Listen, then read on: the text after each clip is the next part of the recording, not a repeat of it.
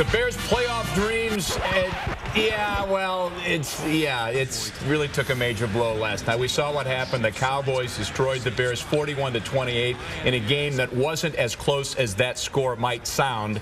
It doesn't in there. The team also lost wide receiver Brandon Marshall for what could be a long time. Former Bears long snapper Patrick Mannelly, now a radio star on The Score, joins us now. Hi, Patrick. Good morning.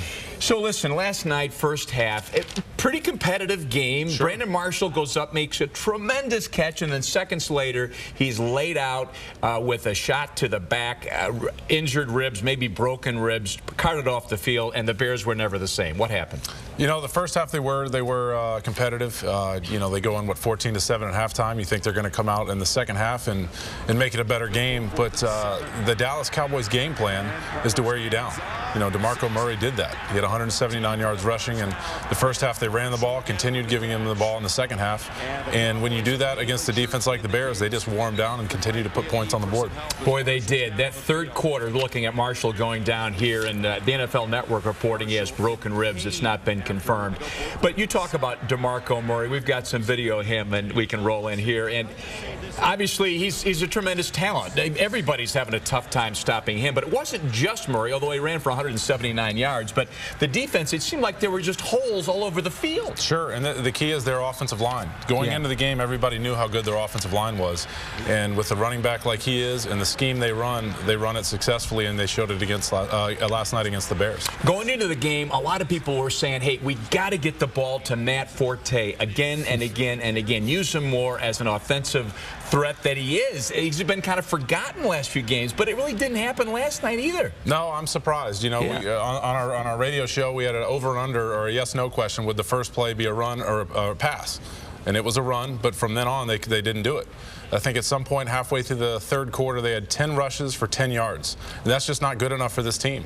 You know, Matt Forte is their best player right now on offense. He needs to see the ball more. He does. Okay.